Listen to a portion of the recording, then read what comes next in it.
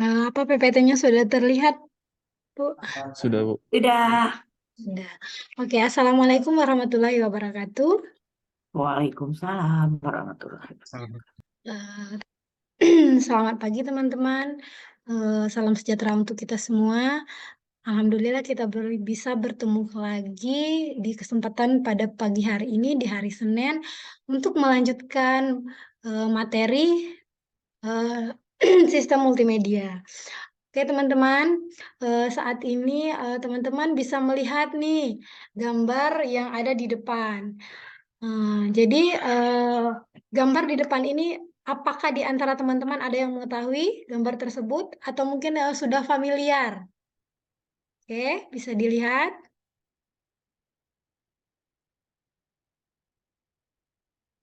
Oke,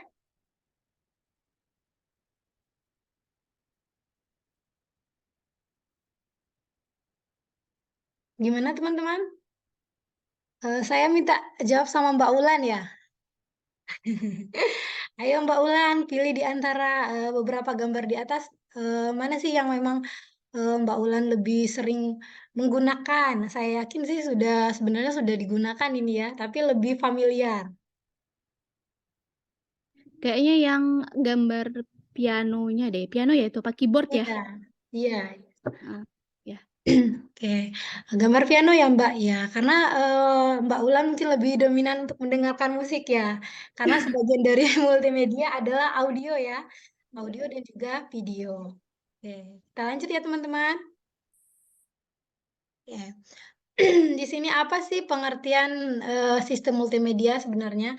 Mungkin teman-teman sudah pada mengetahui ya, karena dari perkembangan yang telah terjadi di dalam dunia ini semakin membuat kita untuk berkembang, yaitu multimedia. Di mana multimedia ini berarti sesuatu eh, tujuan untuk menyampaikan dan membawa sesuatu agar bisa nanti diterima oleh banyak orang. Oke, untuk bagian dari multimedia itu adalah gabungan dari teks, audio, dan juga video.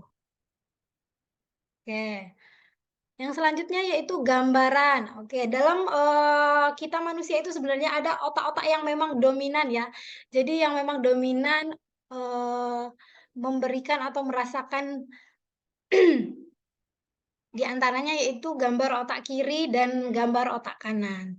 Dan biasanya otak kiri itu dia lebih ke bahasa, matematika, sentuhan tangan kanan dan juga ilmu pengetahuan serta menulis itu biasanya lebih dominan di otak kiri.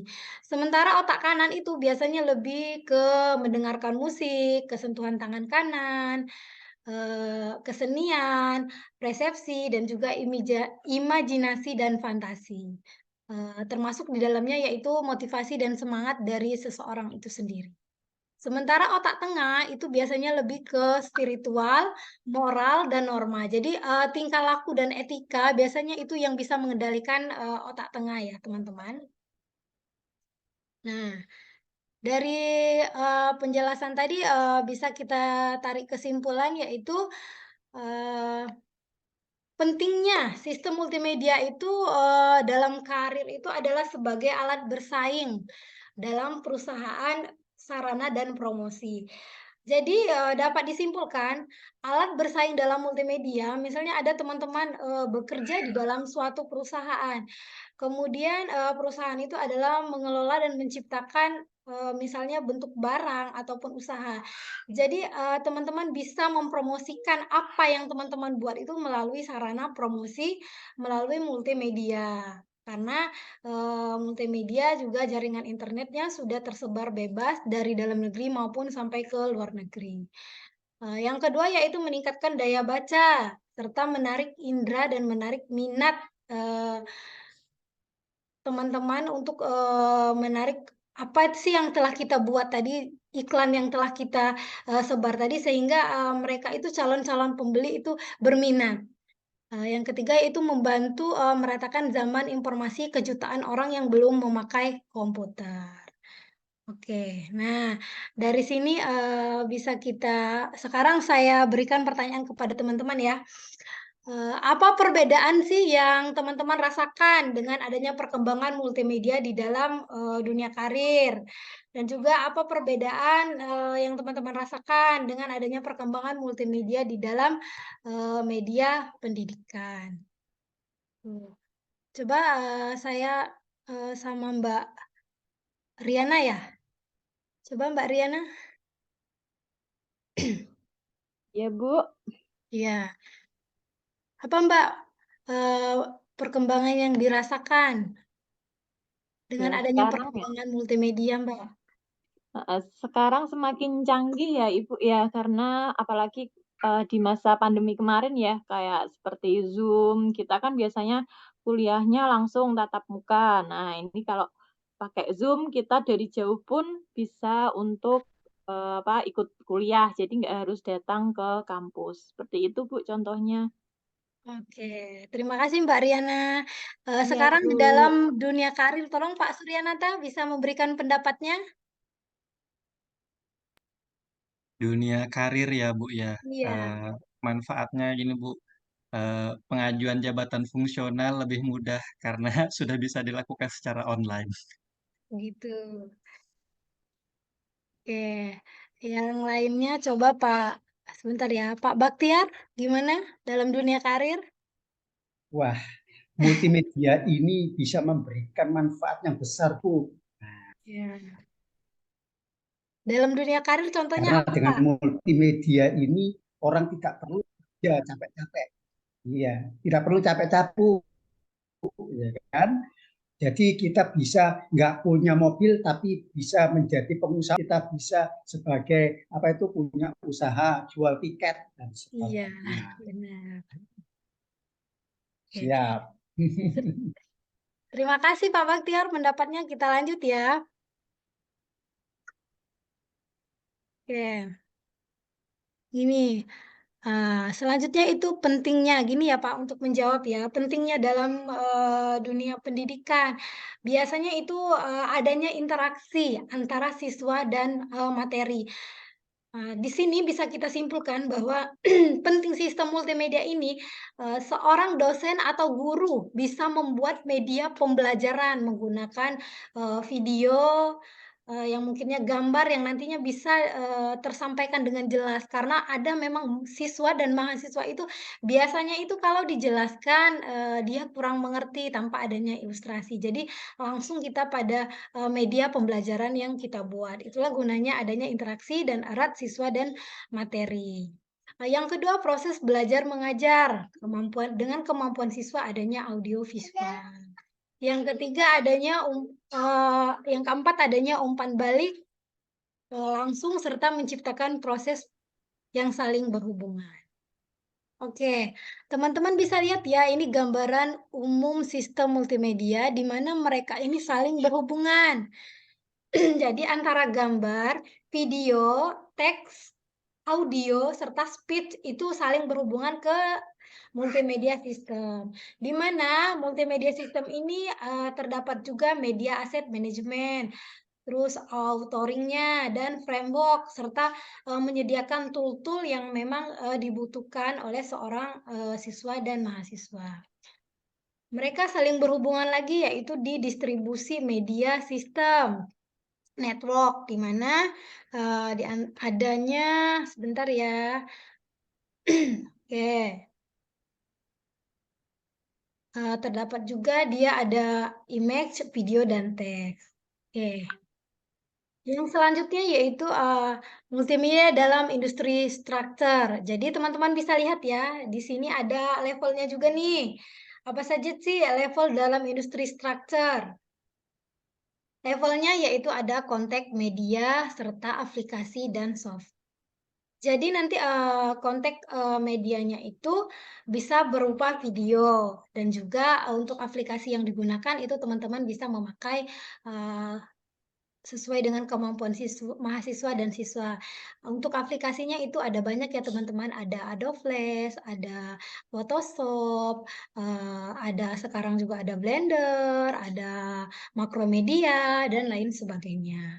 Dan untuk hardware yang digunakan itu bisa jadi komputer dan juga gadget. Nah, ini contohnya ya, untuk contoh pengolahannya. Jadi teman-teman bisa lihat video ini ya. Oke.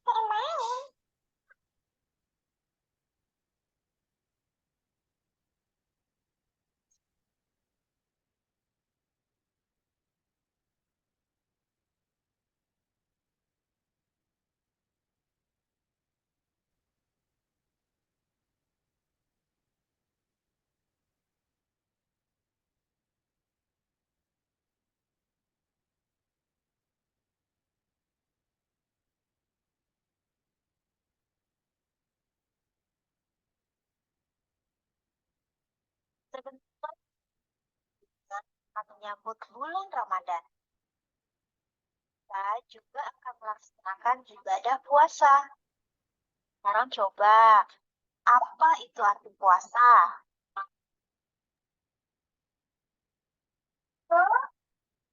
Ada sesuatu yang mengatakan puasa, mulai dari terbit fajar sampai tenggelam matahari. Nah, Videonya nggak muncul ya? Nggak muncul, Bu ya? tahan lapar saja. Nggak tahu dari bab yang lain. Kita juga Di saya nggak belajar muncul. Saya kira audio. Izin Bu, nggak muncul Bu. untuk bersabar. Dan dengan puasa juga, Nggak muncul ya, kita Pak? sudah menjalankan rukun Islam yang ketiga. Nggak kelihatan, Ibu. Oh, padahal udah di iniin, Bu. Terus Suara aja. terus aja. Oke. Nggak usah videonya ya, Bu ya? Ya, terus Oke, balik. Muncul nggak, Bu, kalau yang ini? Belum muncul Bu. Belum, Bu. Itu ya. Masih tampilan PowerPoint. Dilanjut aja, Bu, nggak apa-apa. Oh, ini. Daripada waktunya. Ini udah muncul nggak, Bu? Itu dapat mengajarkan kita banyak hal. Yang muncul Bu, kalau sekarang. Tentang silaturahmi sesama saudara. Contohnya dengan adanya berbuka dan sholat tarawih berjamaah. Dan juga dapat mengajarkan untuk saling berbagi. Contoh kegiatannya adalah membagikan menu berbuka puasa bersama. Nah, itu tadi arti puasa yang sebenarnya. Semoga ibadah puasa kali ini diberikan kelancaran dan diterima oleh Allah Subhanahu wa Ta'ala.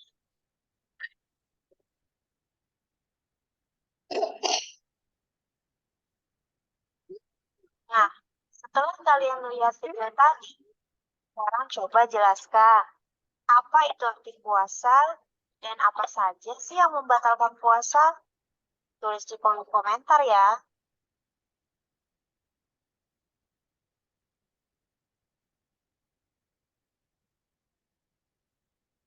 Oke, dari video tadi ya, itu merupakan dari multimedia industri. Jadi pengolahan multimedia itu media bisa dijadikan sebagai media pembelajaran, media edukasi, dan juga bisa dijadikan media untuk seseorang itu bisa membuat apa yang ingin misalnya kalau di dunia industri teman-teman bisa menjual belikan misal seperti template PPT. Jadi multimedia itu bisa teman-teman manfaatkan untuk penjual beli memang karya sendiri ya dengan adanya multimedia itu sendiri. Oke, yang selanjutnya yaitu software yang digunakan. Jadi software yang digunakan itu bisa aplikasi kayak pemutar video, jadi Photoshop, Adobe Flash, Macromedia, dan juga ada lagi yaitu Blender. Oke, seberapa penting sih multimedia dalam kehidupan sehari-hari ataupun dalam kehidupan berpendidikan dan kantor. Oke, ini adalah grafik stylenya. Perkembangan multimedia itu mengikuti perkembangan internet. Jadi kalau dulu kita masih memakai CD-ROM, eh, CD, DVD drive, sehingga pada akhir abad 20, 2/3 rumah tangga di Amerika telah memiliki dan setengahnya berhubung ke internet. Adanya industri telekomunikasi, multimedia mobile, dan memudahkan perusahaan untuk merger dan aliansi. Oke. Multimedia itu sebenarnya mengubah kita tempat bekerja. Kalau dulu ya teman-teman kita itu bekerja harus datang ke kantor. Dan juga memang kalau kita dalam dunia pendidikan, dahulu kan sebelum adanya Zoom, kita menyampaikan materi itu dengan secara kita langsung masuk ke dalam ruangan. Sementara perbedaan dengan adanya perkembangan multimedia itu dapat mengubah tempat bekerja seseorang. Jadi bisa melalui meeting Zoom, bisa melalui rapat dengan cara bisa pakai WA, bisa pakai Line ataupun sebagainya.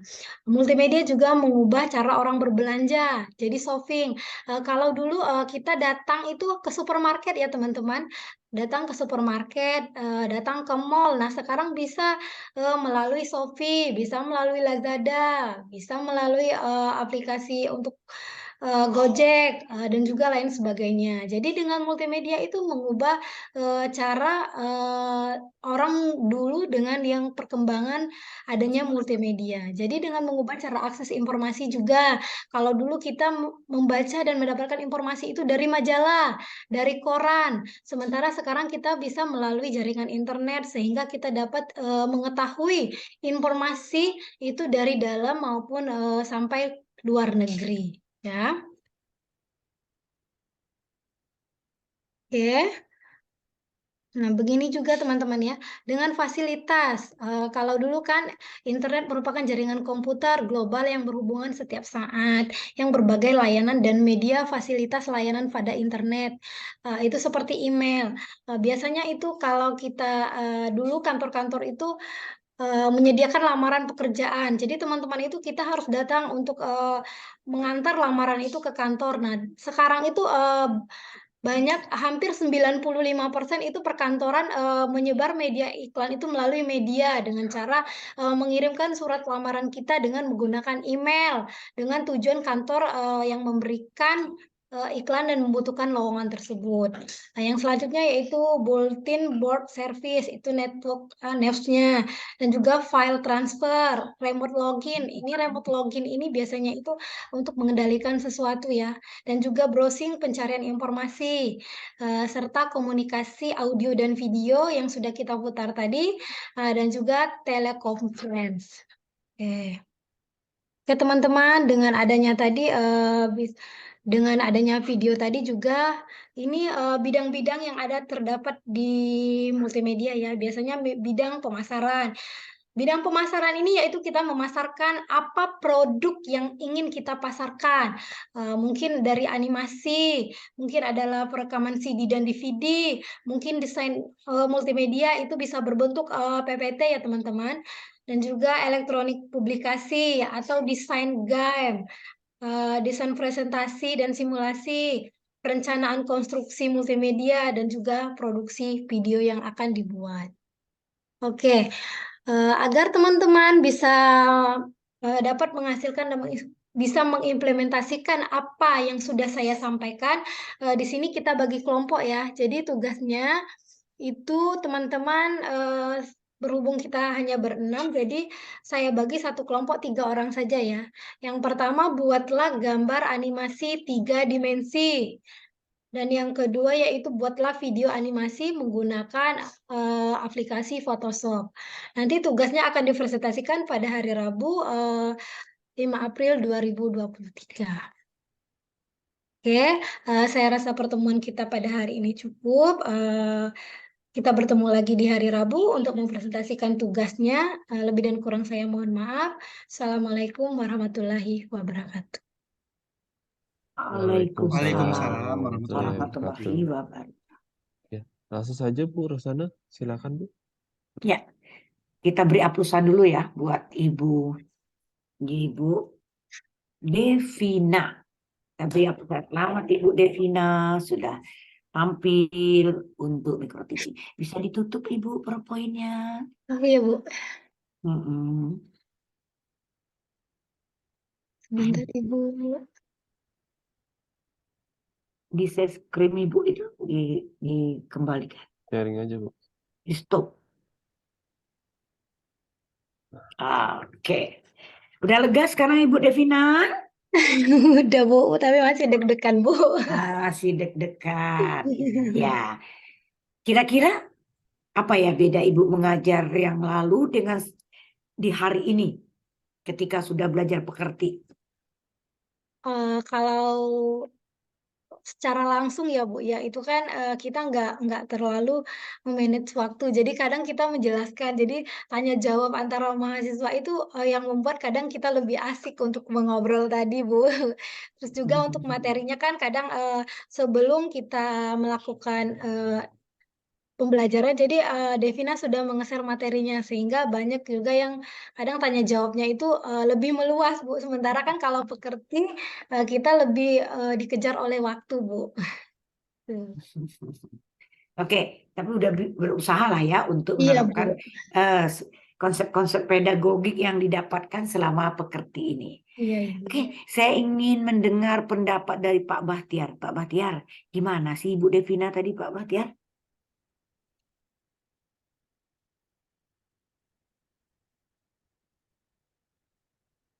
Masih mood itu Bapak. Ya, silakan Pak Bahtiar. Alhamdulillah. Ini menarik sekali tampilan dari Bu Rita ini ya. Bu Rita ya? Oh, Bu Devina ya, Bu Devina ini ya kan semangat sekali beliaunya menyampaikan strategi mengajar ya kan, strategi mengajar bagaimana menjadikan siswa itu bisa memahami apa materi yang ditampilkan sampai menggunakan multimedia sebagai media ajarnya. Nah, karena waktu aja ya, karena waktu dan keadaan itu daring yang menyebabkan tidak tersampaikannya beberapa informasi penting manfaat dari multimedia tadi. Tapi of all, ya kan, apa yang ditampilkan oleh Bu Devina ini sangat inspiratif buat kami, ya kan, bahwa pembelajaran itu harus menyiapkan bahan-bahan atau media ajar yang bisa ditangkap oleh anak, kan gitu.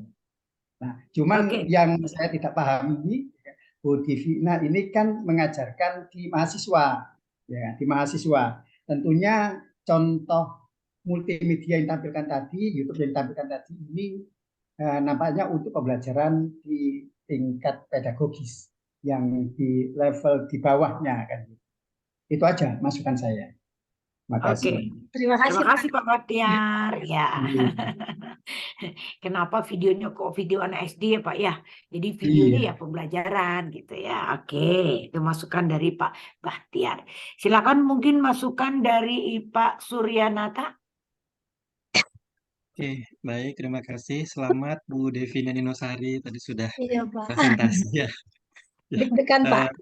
Ya, ya tadi juga mungkin sangat terlihat gugup sekali sepertinya Bu Devi, sehingga sedikit melupakan konten-konten penting dalam pembelajaran, misalkan tujuan awal pembelajaran tadi mungkin terlewat karena tadi mungkin terbawa suasana ini ya Bu ya.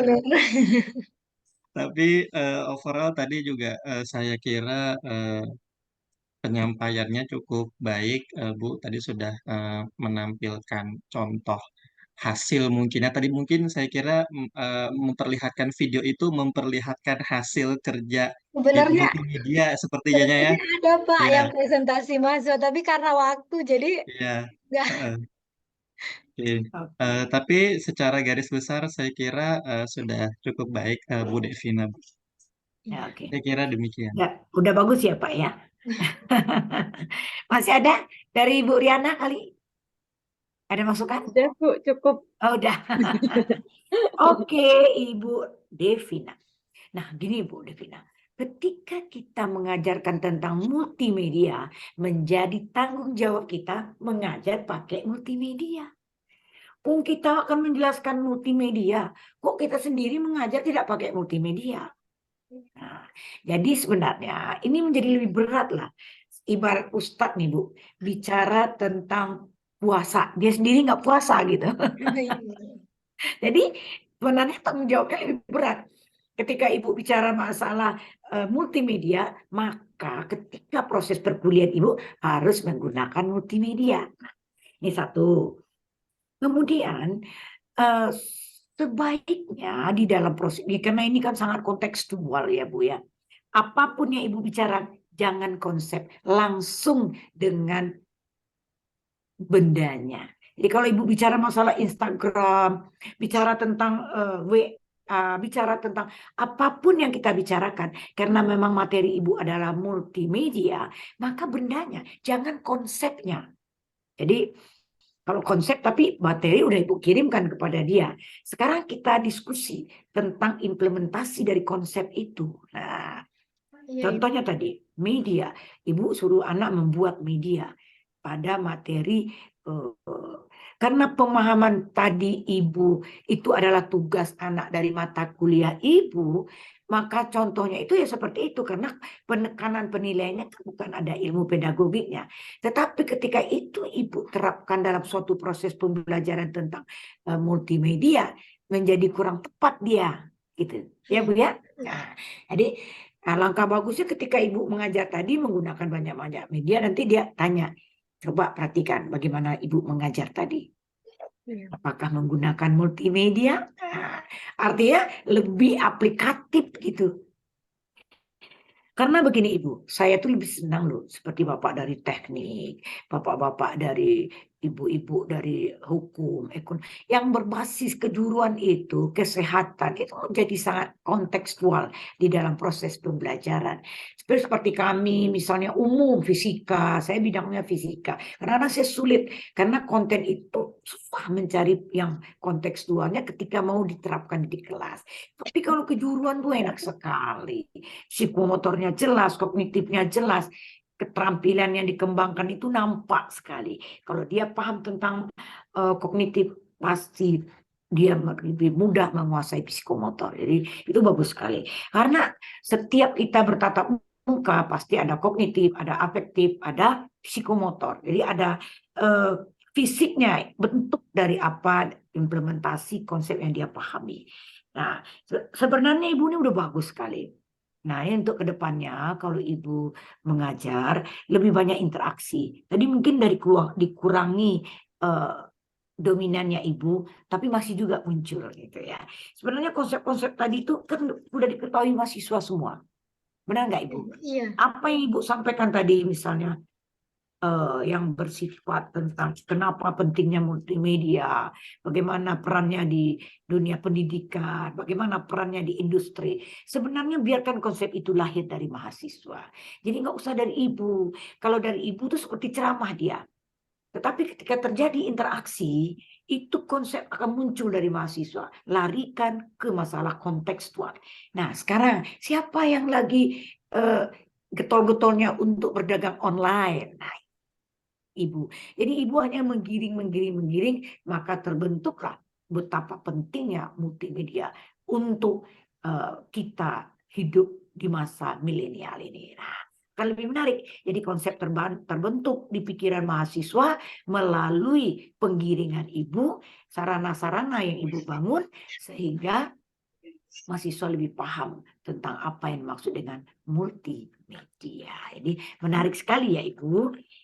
Tetap semangat Ibu Devina, secara keseluruhan menarik memang materi Ibu, tinggal bagaimana kita meramunya sehingga betul-betul bisa capaian pembelajaran yang Ibu buat itu berdasarkan konstruktivis, membangun sendiri pengetahuan dari mahasiswa kita. Semangat Ibu Devina, biar nanti berikutnya bisa diimplementasikan dalam waktu yang cukup panjang. Jadi Terima kita kasih tidak banyak Ibu grogi. Rosane. Oke.